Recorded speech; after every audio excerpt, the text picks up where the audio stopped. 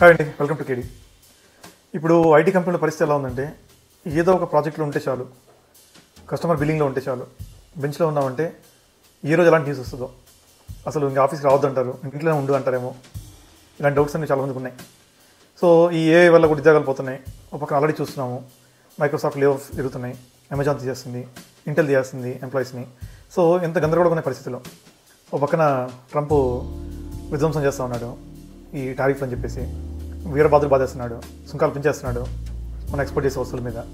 So ఇంత గందరగోళ పరిస్థితుల్లో నేనేమంటానంటే, మీరు ఆఫీస్లో ఉన్నప్పుడు, బెంచ్లో ఉన్నప్పుడు, ఒక ఐటీ కంపెనీలో రిస్క్ తీసుకోవద్దు.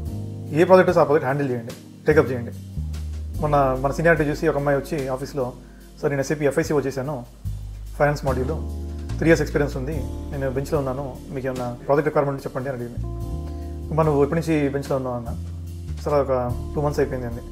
2 months అయిపోయింది, ఇంకా 1 month అయిపోయి, 3 months అయిపోయింది, ఇంకో 3 నెలలు అయిపోతే, 6 నెలలు అయిపోతే, హాఫ్ ఇయర్ అయిపోద్ది. సో ఇది మీరు ఇమీడియట్గా ఏ ప్రాజెక్ట్ వచ్చినా యాక్సెప్ట్ చేయండి అన్న.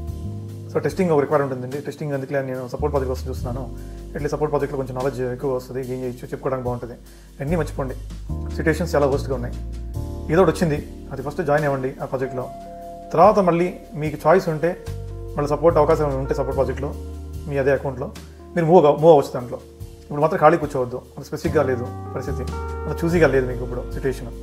సో హ్యాండిల్ చేయమని సలహా ఇచ్చాను. సో ఎవరు కూడా ఈ టైం రిస్క్ తీసుకోవద్దు, ఏదొస్తే అది హ్యాండిల్ చేయండి. ఫ్యూచర్లో మళ్ళీ అవకాశాలు ఉంటే ప్రాజెక్ట్లో అప్పుడు మళ్ళీ మీరు ట్రై చేసుకోవచ్చు, కానీ ఖాళీ మాత్రం కూర్చోవద్దు బెంచ్ మీద, చాలా రిస్కీగా situation. Thank you for watching my channel. Bye.